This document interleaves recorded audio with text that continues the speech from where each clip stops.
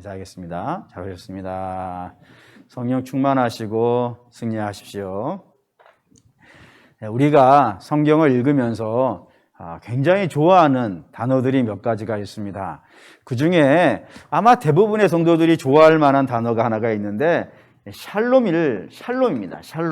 샬롬을 엄청 좋아하죠. 그래서 초대교회 교인들도 굉장히 좋아해서 성도와 성도 간에 만나면 인사가 처음에 만났을 때 샬롬이라고 이렇게 불렀고, 헤어질 때는 마라나타 주 예수여 다시 오소서. 그러니까 만날 때는 평강을 외쳤고, 그리고 헤어질 때는 주 오심을 기다리는, 그럴 정도로 이 샬롬이라는 단어를 굉장히 좋아했습니다. 뜻은 당연히 아시겠죠. 평강이고 또 평화입니다. 그런데 무엇을 평강이라고 하고 무엇을 평화라고 하느냐, 이렇게 물어보면은 이제 이야기가 달라지는 거예요. 그래서 일반 녹색 창에다가 평강을 써놓은 겁니다.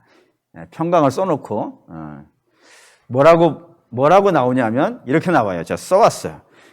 걱정이나 탈이 없음, 또는 무사히 잘 지냄, 이런 것을 평강이라 그런다 이거예요. 평강이라고. 누가?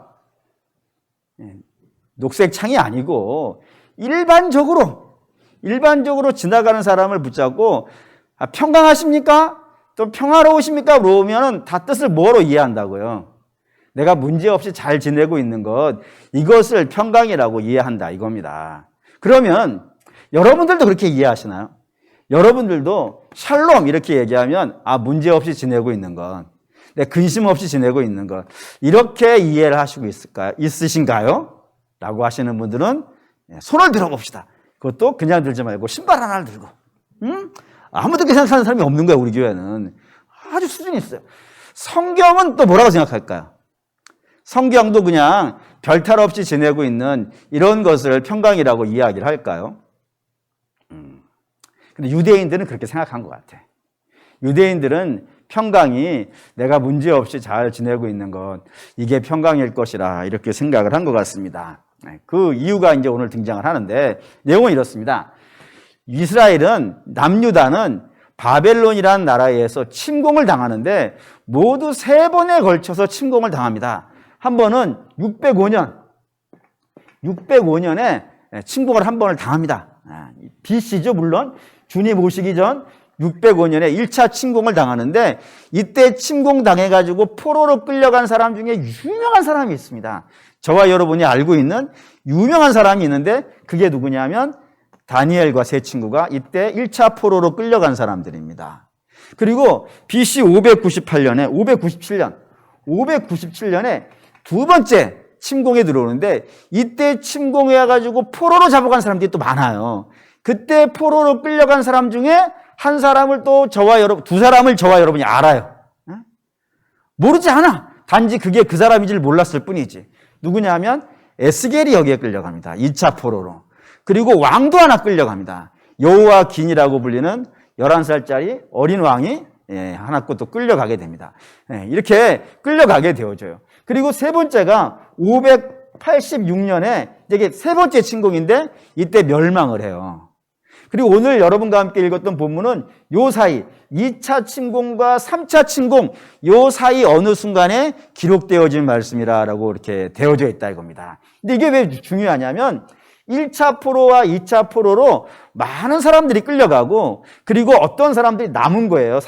여기에 예루살렘에 이 남아있는 사람, 끌려가지 않고 남아있는 사람들이 고민을 시작을 했습니다.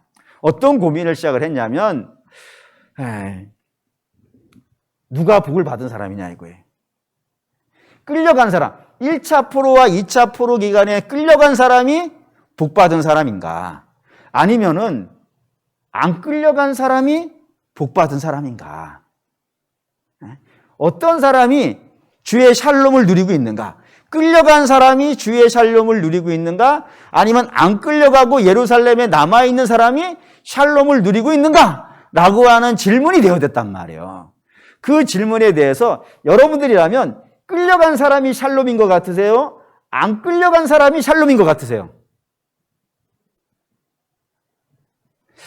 이거라고 하고 싶긴 한데, 이거라고 했다가는 뭔가 느낌이 쎄하고, 이거라고 했다가는 나와서 설명해보라 그러면 말할 자신은 없고 아주 고통스러운 문제가 돼버렸다 이거예요. 이 문제에 대해서 유대인들이 내린 답은 뭐 고민을 하냐. 이 사람들은 끌려가서 뭐 하고 있어요? 포로 생활을 하고 있단 말이에요. 이 포로 생활 뭐 좀 이따 보겠지만 뭐 어마어마하게 힘든 생활을 하고 있어요. 반면에 안 끌려간 사람은 지금 뭐 경제적으로 어렵고 힘들긴 하지만 노예는 아니잖아요. 그러니 우리가 복받은 사람 아니냐. 우리가 하나님의 복받은 사람이고 저 끌려간 사람들은 분명히 하나님의 심판을 받은, 하나님이 뭔가를 우리의 눈에는 안 보이지만, 다니엘 우리가 볼 때는 훌륭해 보이지만 속으로 뭔가 문제가 있는 사람이고, 에스겔 저 제사장이긴 하지만 저 사람이 뒤에서 뭔가 꿍꿍이 나쁜 짓을 했기 때문에 하나님께서 이 사람들을 다 끌어가신 것이니까 이 사람들은 하나님의 벌 받고 있는 것이고 우리는 하나님께 복 받는 것이라고 이렇게 생각을 했다 이거예요. 누구나 그렇게 생각하지 않겠습니까? 그래서 우리가 뭔가를 잘했어. 저들은 뭔가를 못해서 망한 사람들이고 우리는 뭔가를 잘해가지고 여기에 남은 사람이라고 하면서 누구의 의의를 높였다고요? 자기의 의의를 높였다고 여기 있는 사람들이. 내가 뭔가를 잘한 게 있으니까 남았을 것 아니냐고. 이렇게 하면서 자기의 의의를 높이자 하나님께서 예레미야에게 환상을 하나 보여주셨다 이겁니다. 그 환상을 한번 보도록 하죠. 2절입니다. 2절 나왔죠. 2절 읽겠습니다. 한 광주리에는 처음 익은 듯한 극히 좋은 무화과가 있고 한 광주리에는 나빠서 먹을 수 없는 극히 나쁜 무화과가 있더라. 주께서 두 개의 광주리를 보여주신 거예요. 두 개의 광주리를 보여주셨는데 하나의 광주리에는 무화과 나무에서 가장 좋은, 무화과 나무에서 첫 번째 딴 것이 제일 좋다 그러네. 그 제일 첫 번째 딴 가장 튼실한 열매가 가득 있는 바구니가 하나가 있고 하나는 끝물에 거의 못 먹을 정도로 상해버린 그런 무화과 광주리 하나를 딱 보여주신 거예요. 그리고 이 둘 중에 예루살렘에 남아있는 사람들은 어느 광주리에 있는 것이냐. 반면에 바벨론 포로로 끌려간 사람들은 어느 광주리에 있는 것이냐라고 물어보셨다 이거예요. 그 물어보시고 답을 당신이 직접 하시는데 6절, 7절에다가 답을 하셨다 이겁니다. 6절, 7절 읽을게요.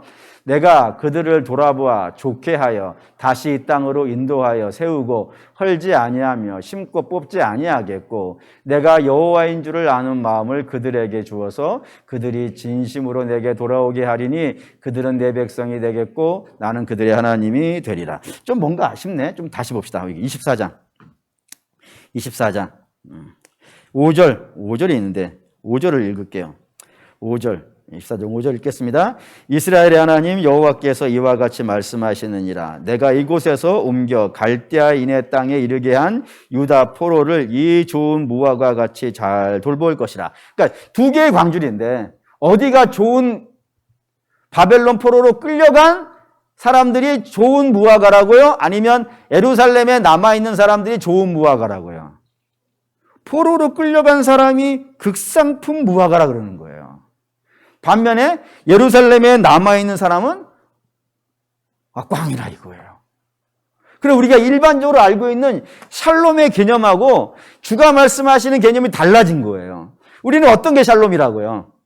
물론 여러분은 아니지만 일반적으로 문제없이 편안하게 있는 사람들이 샬롬인 상태이고 바벨론 포로로 끌려가서 극심한 고통을 받고 있는 사람이 샬롬이 아닌 상태인데 주께서는 반대로 말씀하셨다 이거예요. 바벨론 포로로 끌려가서 겁나게 고생하고 있는 사람이 저 사람이 샬롬이라고. 반면에 지금 너희 아무것도 걱정 없냐? 너희 지금 편안하냐? 너는 지금 안 샬롬이라 이거예요. 안 샬롬. 성이 안 씨고 이름이 샬롬이야. 안 샬롬이야 너는. 라고 얘기했다 이거예요. 그러니 이게 이제 우리가 고민이 되는 거야. 왜 바벨론 포로로 끌려가서 극심하게 고통받고 있는 사람이 왜 샬롬이냐 이거예요. 남아서 지금 그래도 좀 평안하게 자기 집에서 발 뻗고 자고 있는 사람이 왜 안 샬롬이냐? 라는 질문이 생기는 것이라 이겁니다. 이거에 대해서 성경은 세 가지 이유를 설명을 한다 이거예요. 세 가지 이유를. 그 첫 번째가 이겁니다. 1차 침공과 2차 침공이 침공의 끝이 아니기 때문이에요. 하나가 더 있는 거예요. 물론 지금 이스라엘이 여기까지만 당하고 있는 상태이기 때문에 뒤에 있을 것을 모르는 것이 지금은 아직 일어나지 않은 미래니까 아는 미래니까 여기는 모르고 있는 것이지만 하나님의 계획은 뭐인 거예요? 이게 있는 거야. 이게 있고 나서 이 일로 인해서 어떤 일이 벌어지는데요? 여기는 포로로 끌려가는 정도예요. 여기는요. 여긴 멸망이에요. 얼마만큼의 이게 심각한 멸망이냐면은 왕으로 이야기할게요. 왕은 그래도 전쟁이 나서 포로로 잡히면은 그래도 그나마 대접받을 수 있는 게 왕인데 이 마지막 왕이 누구냐면 시드기야예요. 근데 이 시드기야는 포로로 잡힌단 말이에요. 포로로 잡혀가지고 자기가 보는 앞에서 자기의 아들들이 다 죽어요. 그리고 그 아들들이 다 죽은 거를 본 다음에 왕이 눈을 뽑아버려요. 그리고 포로로 끌려가요. 포로를 어떻게 끌려면 포승길에 묶여가지고 막 질질질 끌려가요. 그리고 끌려가다가 왕이 눈 뽑히고 뭐 이렇게 막 질질질 끌려가다 보니까 얼마나 어려운 삶을 걸어가겠어요. 가다가 병에 걸려요. 병에 걸려가지고 바벨론에 도착하지 못한 상태에서 죽어요. 그게 시드기야의 운명이에요. 그러니 왕이 이 정도의 대접을 받는다 그러면 일반 백성들이야 오죽하겠냐 이거예요. 성경은 이렇게 써요. 이 전쟁으로 말미암아서 어떠한 사람들은 칼에 맞아 죽고 어떤 사람들은 기근으로 죽고 그 칼에 맞아 죽는 거를 피하고 기근으로 죽는 거를 피한 사람들은 도망가다가 암몬이라든가 에돔이나 이런 사람들에게 잡혀가지고 노예로 팔려가고 이런 일을 맞이할 것이라고 주께서 말씀하셨단 말입니다. 다시 말하면 이 세 번째 공격으로 예루살렘은 완전히 쑥대밭이 되는 거예요. 그래 한번 생각해 봅시다. 끌려가 있는 게 나아요? 죽는 게 나아요?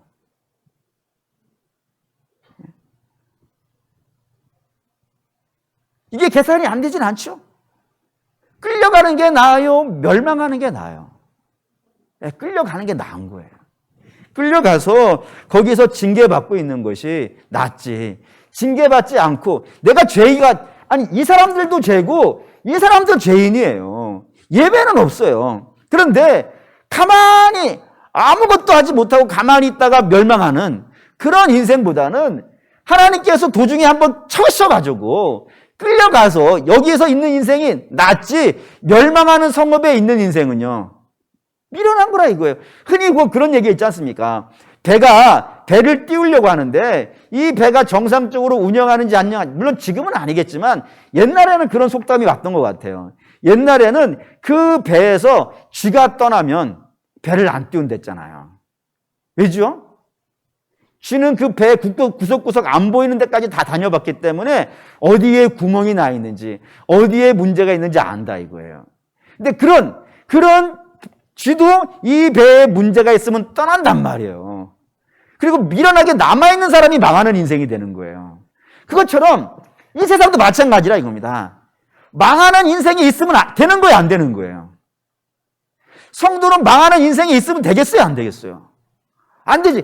도중에 떠나야 되는 거예요. 하나님께서 그를 막 몰아쳐가지고 그 망할 도성에서 떠나는 것이 복이지. 롯도 마찬가지지 않겠습니까? 롯이 거기에 머물러 있었다면 다 망하는 거 아니겠어요? 그래도 거기서 떠났기 때문에 그가 사는 거 아닙니까? 그러니까 멸망의 도성에서는 떠나는 게 복인 거예요, 떠나는 게. 하나님께서 그를 몰아치셔가지고 여기에서 몰아내신 것이 그의 복이지. 남아있는 게 복이 아니기 때문에 떠나는 자가 복이 있다라고 말한다 이겁니다. 두 번째 성경은 이렇게 얘기해요. 여기에 있는 사람들이 생각을 하는 거죠. 우리는 남아있으니까 복받은 사람이고 떠난 사람은 고생을 직살하게 한다. 얼마나 고생을 직살하게 하냐면은 노래가 있어요. 그 베르디라고 하는 유명한 오페라 작곡가가 쓴 작품이 하나가 있는데 나부코라고 하는 오페라가 있어요. 거기에 산막에 가면은 히브리 노예들의 합창이라고 하는 아주 유명한 노래가 있습니다. 원래 이쯤 나오기로 돼 있는데 들리시나요? 이거 교회 성가대에서 많이 부르는 거예요. 이걸 대부분 많이 아실 거예요. 음율이 굉장히 아름다워요. 네?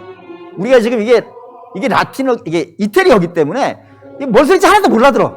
하지만 흐르는 음악의 선율은 어떤 것 같으세요? 아름답죠. 근데 가사가 아름답지 않아요. 가사는 뭐를 배경으로 썼냐면, 이거 찾아볼까요? 네, 137편. 1절에서 3절까지만 읽어볼게요. 이걸 가사로 썼어요. 우리가 바벨론의 여러 강변 거기에 앉아서 시온을 기억하며 울었도다.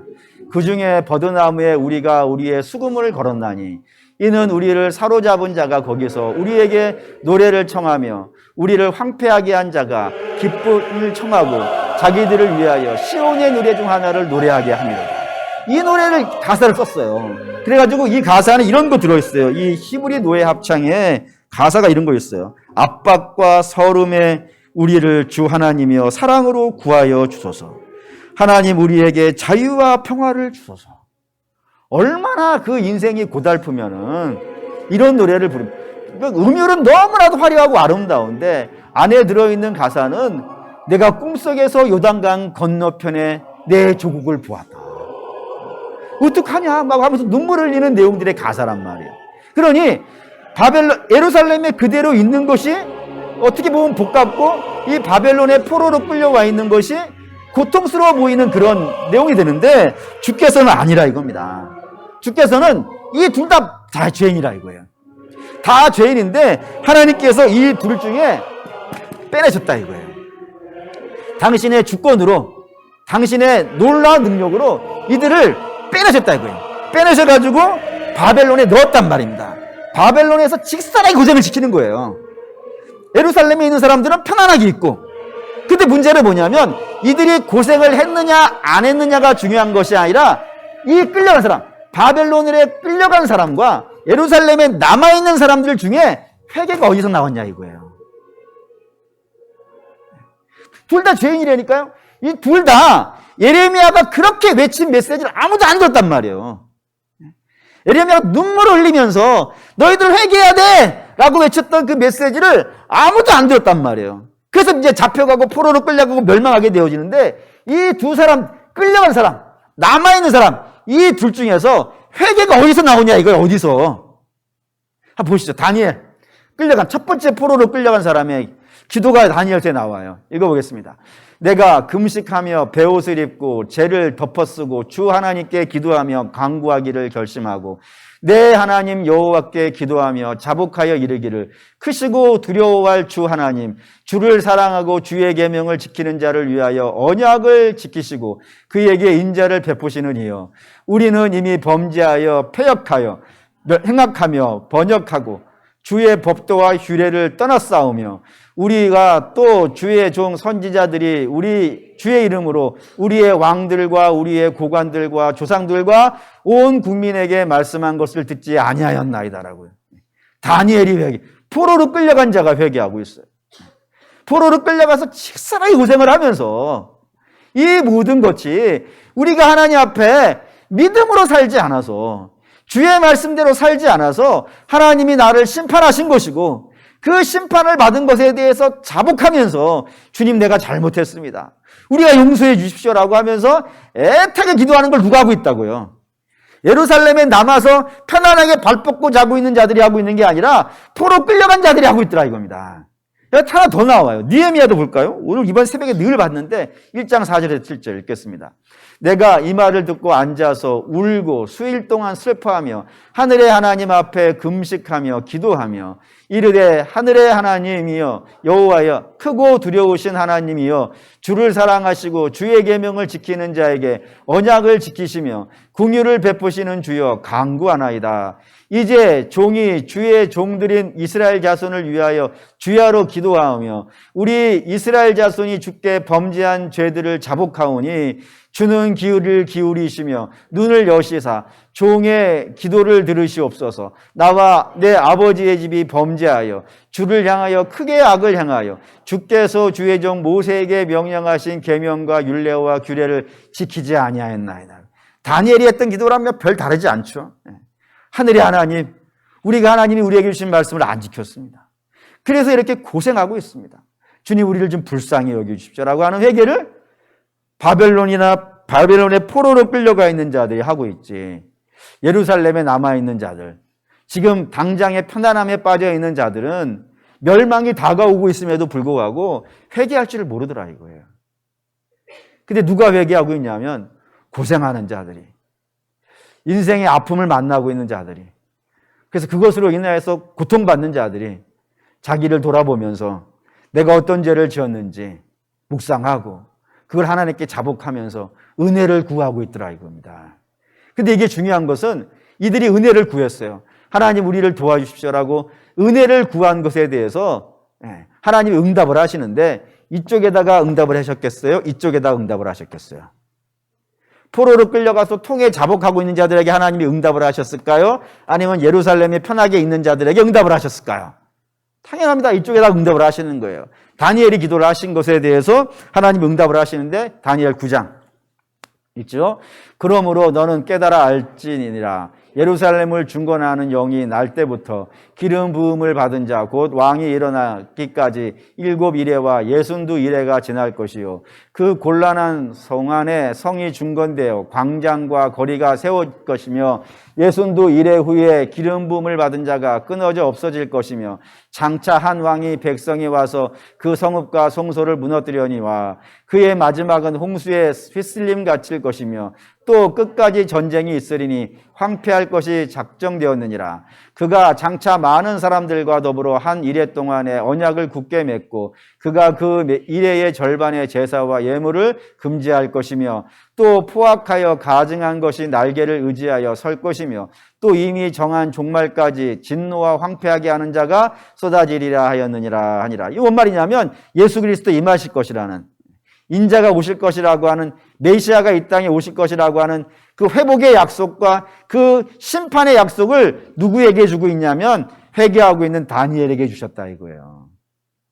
뿐만 아니라 느헤미야도 마찬가지라 이겁니다. 느헤미야가 뭐 통에 자복하면서 하나님 살려주십시오, 이 성 좀 회복하게 해주십시오라고 기도하였고 그 응답을 하나님이 느헤미야에게 하시는데 그 느헤미야에게 하신 응답이 참 놀라워요. 내용이 이렇게 되는데 지난 새벽에 할까 하다가 이걸 좀 빼놓고 오늘 하려고 빼놨는데 내용은 이렇습니다. 느헤미야가 이렇게 회개하고 나서 예루살렘 성이 무너진 것 때문에 가슴 아파하고 막 괴로워하고 슬퍼해요. 그러자 그의 얼굴빛이 안 좋아졌어요. 근심으로 인하여서 안 좋아졌어요. 근데 그 안 좋아진 거를 왕이 이때까지 쭉 안 보고 있다가 봤어요. 근데 왕 앞에서 신하가, 특별히 술관원 같이 왕의 음식을 올리는 비서관이 얼굴에 근심이 있다는 것은 왕의 입장에서 기분이 좋을까요? 안 좋을까요? 좋을 수가 없겠죠. 왜 그럴까요? 뭔가 악한 사람들이 술관원, 음식을 준비하는 관원에게 협박을 하는 거예요. 네가 내가 준 이 비상이 있는데 이 비상을 술에 타라.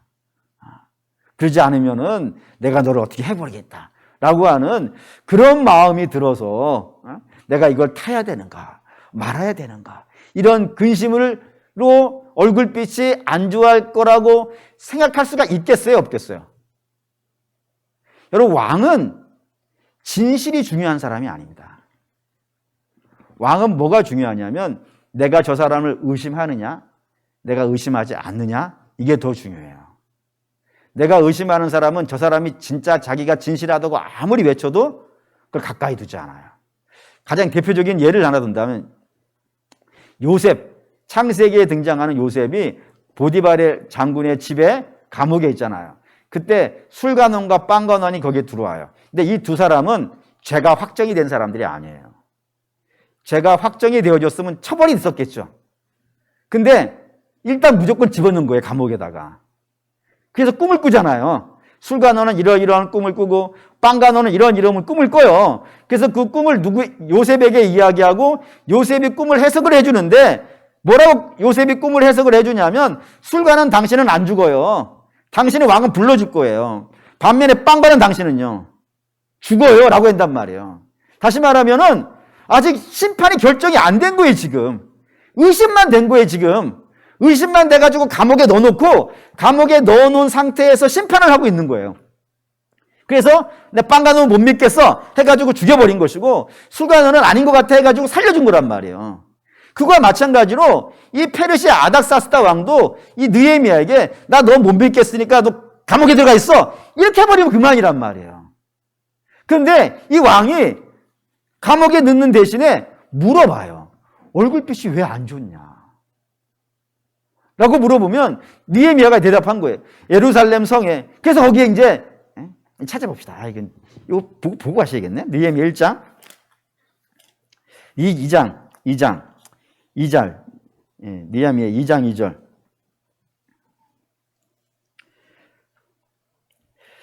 읽겠습니다. 왕이 내게 이르시되 내가 병이 없거늘 어찌하여 얼굴에 수심이 있느냐? 이는 필연 내 마음에 근심이 있음이로다 하더라. 그때 내가 크게 두려워하여. 그러니까 느헤미야의 얼굴에 근심이 있으니까 왕이 뭐라고 했고 그 왕이 뭐라고 하자 느헤미야가 어떤 반응을 보였다고요?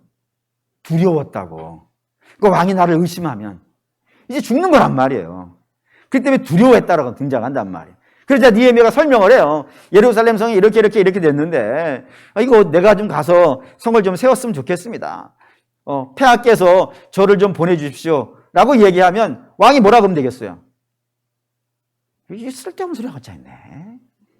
네가 지금 예루살렘 총독도 아니고 술관 다니면 술이나 잘 따러 라고 이야기할 수 있단 말이에요. 근데 이 왕이 그럼 내가 너 얼마나 휴가를 주면 갔다 올 수 있겠냐? 라고 물어보더라 이거예요. 뿐만 아니라 느헤미야가 얼마 만인데 갔다 오겠습니다. 그리고 이것만 왕이 허락해줘도 할렐루야 땡큐 아닙니까? 우리 직원들한테 물어봐야 되는데 목사님 저한테 휴가를 좀 주십시오. 내가 며칠 드릴까요? 이것만 땡큐 아니에요. 근데 저한테 와가지고 목사님 이왕 휴가를 주실 거면은 한 200~300만 원 하나 주시죠. 그럼 제가 뭐라 그러겠어요? 여러분들이 저를 잘 모르시네. 저는 이제 주지요. 왜 못 주겠어요. 근데 느헤미야가 했단 말이에요. 폐하, 저를 보내주시려면 말이죠. 그냥 보내주시면 안 됩니다. 제가 가는 길마다 그 통로들마다 지나갈 수 있도록 마표도 좀 주시고 또 거기에 있는 총독 관리들로부터 성벽을 지을 수 있는 재정적 지원도 해주라고 좀 얘기 좀 해주십시오. 라고 했는데 왕이 오케이! 다 해줘버리는 거예요. 이 응답이 느헤미야가 실력 있고 능력이 있어서 받아낸 것 같으세요? 느헤미야가 이렇게 얘기해요. 하나님이 나를 도우셨기 때문에 이렇게 할 수 있었다고. 근데 하나님이 언제 도우신 거예요? 그러니까 그 맨 앞에 뭐가 있었던 거예요?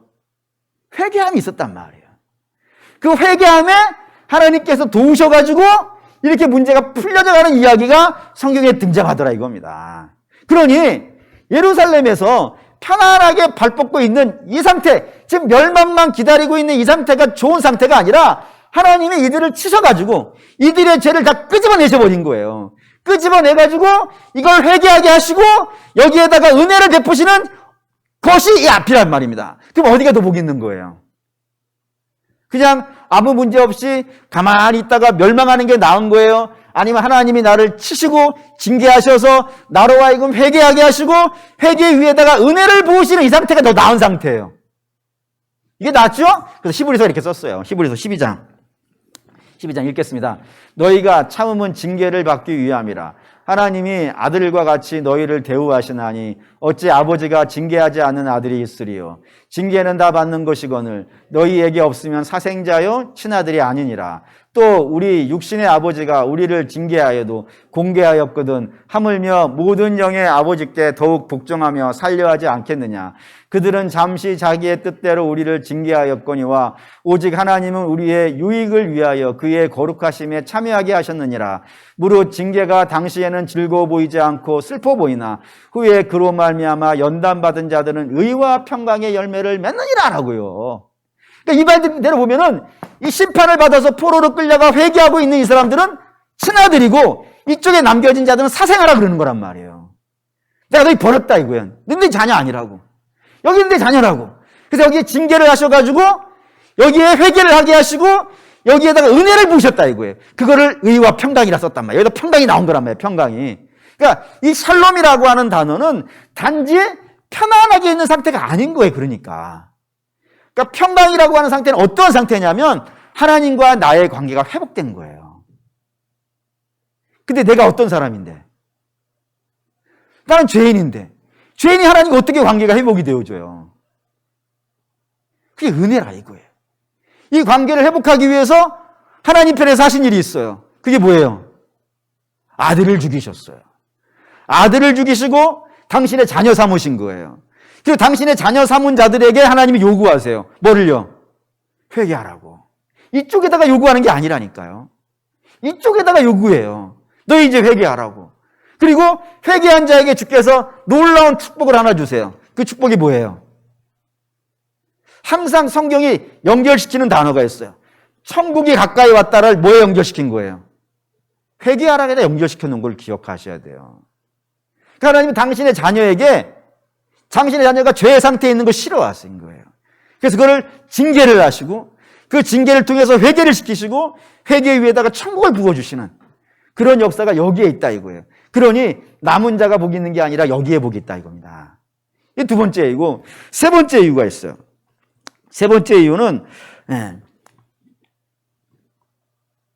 이게 제일 중요한데, 만약에요 천국이 없다면, 영생이 없고 부활이 없다면 이 두 쪽 중에 어디가 더 나을까요? 그냥 어차피 인생 한번 살고 죽는 건 아니겠어요? 그렇지 않습니까? 만약에 천국도 없고 영생도 없고 부활도 없다면 이게 나은 거예요. 뭐하러 징계를 받고 뭐하러 회개를 하고 뭐하러 자백을 해요? 그냥 내 마음대로 살면 되는 것 아니겠습니까? 남의 것이라도 빼앗아서라도 어차피 한 번 죽고 살고 죽는단 말이에요, 이 땅은. 천국이 없으면 모든 사람이 이 땅에서 한 번 살고 죽는 거예요. 그러니까 한 번 사는 동안에 한판 뭐라 그러지 그런 걸? 물 들어올 때 늦었고 메뚜기도 한철이고 한 판 탁 땡겨 쓴 다음에 그리고 개처럼 벌어가지고 정승처럼 잘 쓰는 건데 어쨌든 하여튼 막 있는 대로 끌어들여가지고 남은 인생 좀 이렇게 재밌게 살다가 가는 것이 낫지 않겠냔 말이에요. 그러니까 당장의 편안함이 나. 그런데 문제는 이게 끝이 아니라는 거예요. 주께서 자꾸 이러신단 말이에요. 요한복음 14장 6절. 14장 1절부터 보실게요. 14장 1절부터 4절까지 읽겠습니다. 너희는 마음에 근심하지 말라. 하나님을 믿으니 또 나를 믿으라. 내 아버지 집에 거할 곳이 많도다. 그렇지 아니면 너희에게 일렀으리라. 내가 너희를 위하여 거처를 예비하러 가노니 가서 너희를 위하여 거처를 예비하면 내가 다시 와서 너희를 내게로 영접하여 나 있는 곳에 너희도 있게 하리라. 내가 어디로 가든지 그 길을 너희가 아느니라 라고요. 주께서 천국이 있다라고 말씀하신 거예요. 이게 끝이 아니라고. 이게 끝이 아니고 천국이 있는데 그 천국이라고 하는 곳은 죄의 문제가 어떻게 되어져야 돼요? 해결되어져야 돼요. 해결되어진 자가 천국에 가요. 그래서 이 천국에 가는 모습을 성경은 이렇게 기가 막히게 썼어요. 요한계시록 21장 읽게요. 또 내가 새 하늘과 새 땅을 보니 처음 하늘과 처음 땅이 없어졌고 바다도 다시 있지 않더라. 또 내가 보매 거룩한 성 새 예루살렘이 하느님으로부터 하늘에서 내려오니 그 준비한 것이 신부가 남편을 위하여 단장한 것 같더라. 내가 들으니 보좌에서 큰 음성이 나서 이르되 보라 하나님의 장막이 사람들과 함께 있음에 하나님이 그들과 함께 계시리니 그들은 하나님의 백성이 되고 하나님은 친히 그들과 함께 계셔서 모든 눈물을 그 눈에서 닦아주시니 다시는 사망이 없고 애통하는 것이나 곡하는 것이나 아픈 것이 다시 있지 아니하리니 처음 것들이 다 지나갔음이라라. 이게 천국 가는 장면인데 천국에 이제 입성하는 그런 장면인데 이 장면을 성경이 뭐라고 표현하냐면 신부가 오는 장면으로 표현했다 이거예요. 이걸 이렇게 설명을 드릴게요. 결혼식장 가보시니까 결혼식장에 이제 하객들 잔뜩 모여 있어요. 그리고 신랑이 이제 줄에다가 있고 신랑이 저 앞에 있잖아요. 그럼 신부는 어디에 있어요? 신부 대기실 드레스룸에 딱 있단 말이에요.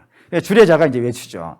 오늘의 주인공 신부께서 오십니다 하고 보면 드레스룸이 쫙 열리잖아요. 여기는 캄캄하고 저쪽에는 환하잖아요. 다 해봤죠. 그리고 딱 열리고 거기에서 신부가 웨딩 드레스를 입고 쫙 이렇게 음악에 맞춰가지고 들어오는 장면이에요. 이게 주가 계시고 그 앞으로 신부가 들어오는 거예요 지금. 근데 그 들어오는 신부의 모습을 뭐라고 했냐면 신랑을 위해서 단장한 것 같더라라고 했단 말이에요. 이게 주목이 되어져야 돼요. 신랑을 위해서 신부가 단장하고 있는 것. 우리식으로 말하면, 결혼식으로 말하면 신부화장이죠. 신부화장에 놀라운 점이 있어요. 신부화장의 놀라운 점은 사람을 바꿔줘요. 저는 그걸 경험을 했지. 제가 이제 서울에서 결혼을 하는데 아침에 신랑도 대충 찍어 발라야 된다 해가지고 갔죠. 화장 미용실에 딱 갔더니 제 신부가 없어. 딴 여자가 앉아 있어. 그래서 아직 안 왔나? 이렇게 뭐 신부 화장이 오래 걸린다던데. 내가 거기서 딱 가졌더니 어디서가 오빠라 그러는 거예요. 결혼을 하세요? 그랬죠. 다른 사람. 그게 신부 화장이에요. 다시 말하면 주 앞에 가는 신부도 다른 모습이에요. 놀라운 모습이에요. 어떻게 제가 놀라운 모습이 됐을까요? 물론 기본적으로 거듭나야 돼요. 그건 말할 것도 없어요. 근데 거듭난 성도들이 그건 이제 시작인 거예요. 거듭남은. 그 거듭난 신부가 이 땅에서 치열하게 살아요. 한번 치열하게 사는 것도 볼까요? 요한계시록 14장 12절 읽겠습니다. 성도들의 인내가 여기 있나니 그들은 하나님의 계명과 예수에 대한 믿음을 지키니라. 이 뭔 얘기를 하려고 하냐면 앞에 이야기가 좀 길어가지고 그것만 읽어왔어요. 앞에 13장에 666이 등장해요. 그리고 바다에서 올라온 짐승, 땅에서 올라온 짐승, 그리고 그 짐승에게 입맞은 자, 어마어마하게 많은 그 입맞은 자들이 있고 14장에 어린 양과 함께 서 있는 믿음의 백성들이 있어요. 근데 이들이 이 두 세력 간에 끊임없이 싸우는 거예요. 그게 인생이라니까요. 여러분, 신앙생활이라는 건 단지 여러분들이 나 교회 다녀 정도의 문제가 아니에요. 신앙생활이라는 것은 악한 적과 이 땅에서 거듭난 자들이 주 옆에 서 있는 어린 양 대신 예수 그리스도, 시온산 위에 서 있는 어린 양 예수 그리스도 옆에 그 주의 백성들이 쫙 있단 말이에요. 그 백성들이 그 악한 대적들과 끊임없이 싸우는 거예요. 근데 얼마나 많이 두들겨 맞겠어요. 그리고 실패도 하고 낙심도 하겠죠. 근데 이 어린 양 된 신부들은 그 주의 영광 때문에 그걸 견뎌내는 거예요, 지금. 그 견뎌내는 거예요. 어떻게 견디겠어요? 앞에 봤던 대로 잘못하면 회개하고 은혜를 구하고 다시 주의 도움을 받아가지고 또 싸우고 또 나빠지면은 또 회개하고 주의 은혜를 구하고, 물론 그게 습관적으로 반복되어지면 안 되겠지만 우리 연약한 인생이라 넘어질 수 있단 말입니다.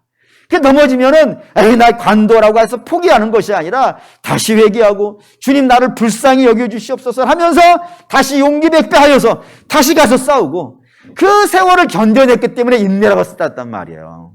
그런 세월을 보내요. 그러면서 조금씩 신앙이 자라는 것이지. 처음에 거듭난 성도는 어린아이와 같아요. 그건 내가 만들어낸 게 아니라 우리 주께서 강제로 해주신 거란 말이에요. 그래서 처음에는 겨자씨만큼 별게 안 된단 말입니다. 근데 그 겨자씨만한 그 씨가 심겨져서 썩어요, 썩어서 싹이 나고 그것이 비바람을 맞고 밤낮을 지나면서 자란단 말이에요. 그러면서 거대한 나무가 되어지듯이 우리의 믿음도 그래요. 그러니 이 땅에서 우리가 그냥 편안하게 있는 게, 신앙에는 득되는 게 없다 이겁니다. 편안하게 있는 게 아니라 썩어 문드러져야지. 끊임없이 악한 적들과 싸우면서. 사단이 여러분에게 시비를 안 걸어주면은 괜히 한번 가서 여러분이 걸어보는 거지. 너 뭐하냐? 한번 붙자. 나는 주가 함께 한다. 붙자. 일부러 그러지는 마시고. 그렇다 이겁니다. 그렇게 사는 겁니다. 신자가 그렇게 사는 겁니다. 그래서 여기보다 그냥 편안하게 있는 것보다는 영적인 전투를 싸우면서, 선한 싸움을 싸우면서, 의의 면류관을 기대하면서 끊임없이 아무것도 없잖아요. 바벨론 끌려간 자들은 아무것도 없어요. 내가 기대고 의지할 것이 아무것도 없어요. 나를 지켜줄 나라도 없어요. 나를 지켜줄 군사도 없고 아무것도 없어요. 오직 여기에서는 뭐만 의지할 수밖에 없어요? 하나님만 의지할 수밖에 없어요. 하나님 의지하면서 하나님 나를 좀 도와주십시오. 주님 내게 자유를 주십시오. 내게 좀 은혜를 주십시오. 내 고향으로 돌아갈 수 있게 해주십시오. 날마다 기도하면서 그걸 버텨낸 거예요. 그러면서 믿음이 회복이 되는 것이지. 그 못났던, 예루살렘 살고 있었을 때 그 못났던 믿음들이 이 고난을 거치면서 훌륭해지는 거예요. 욥이 그랬죠. 정금같이 나오리라고. 이따 결단성 그거 부르겠지만 나를 단련하신 후에 정금같이 나올 거라고. 그 소망을 갖고 조금씩 하나님이 다른 것 다 빼놓고 마치 이스라엘을 애굽에서 광야로 빼놓고 아무것도 의지할 수 없는 곳에서 하나님만 의지하게 하였듯이 이들도 다시 바벨론에서 하나님만 의지하는 백성으로 만들어가지고 다시 하나님 여기에 넣어주신다 이거예요. 그게 우리에게 천국 같은 것이라 이겁니다. 그리고 사랑하는 믿음의 성도 여러분, 결론을 드리죠. 결론은 이 땅에서 편하게 사는 게 신앙에서는 꼭 좋은 것만은 아닙니다. 물론 좋을 때도 있죠. 물론 그렇게 기도할 필요도 있고. 그런데 우리가 죄를 지었음에도 불구하고 하나님이 아무것도 안 하고 계시는 건 어쩌면 그게 더 무서울 수 있어야 돼요. 마치 엄마가 그러지 않습니까? 엄마나 아빠가 아기가 마음 못된 짓을 하면 아예 안 쳐다보는 거예요. 그 아기가 얼마나 공포에 질리겠어요. 그냥 와서 한 대 맞는 게 낫지. 그 마찬가지입니다. 하나님께서 아무것도 하지 않고 있는 것. 그래서 내가 그냥 편안하게 있는 것. 그게 그다지 좋은 것만은 아닙니다. 가장 좋은 것은 참 복은 하나님과의 관계가 회복되는 거예요. 그게 죄인이 하나님과의 관계가 회복되어지는 것. 이보다 더 좋은 일이 어디 있겠어요. 그래서 그 관계를 회복시키시기 위하여서 하나님이 때로 징계를 내리십니다. 그 징계를 받고 회개하는 것이 훨씬 신앙에 있어서 유익하고 더 나아가서 내가 헛된 것 의지하고 있으면 하나님이 의지한 거 다 빼버리셔요. 그럼 어렵게 되겠죠. 그 어렵게 된 과정 속에서 오직 하나님만 의지하는 것, 그렇게 되어져서 신앙이 훌륭해지는 것, 이게 샬롬입니다. 또 우리 성도 여러분들은 샬롬을 그저 아무것도 문제없이 편안하게 있는 것 이렇게 생각하지 마시고, 전제는 이거예요. 끝나요. 이 세상 영원하지 않아요. 주님 다시 오셔서 끝내시기도 하실 것이고 우리가 인생을 다 살아서 끝내기도 할 거예요. 어떤 식이든지 반드시 이 세상은 끝나요. 그리고 우리는 천국에 가야 돼요. 근데 천국은 누구만 가요? 하나님과의 관계가 회복되어진 자만 가요. 예수 그리스도의 피를 덧입어야 되고, 그리고 회개에 이른 자들이 천국에 가요. 그리고 오직 하나님만 의지하는 자들이 천국에 가요. 그렇기 때문에 하나님이 그 목적을 이루시기 위하여서 하나님의 자녀들을 죄 속에 죄악된 도성에 그대로 살게 하시는 것이 아니라 끄집어내서 혼내십니다. 징계하십니다. 그래서 징계를 하나님의 자녀들은 기뻐합니다. 그러니 이렇게 기도하실 필요는 없어요. 하나님, 저를 일부러 좀 징계 좀 해주십시오. 그럴 필요까지는 없어요. 하지만 분명한 것은 오늘 하루를 하나님이 주시는 대로 사시기 바랍니다.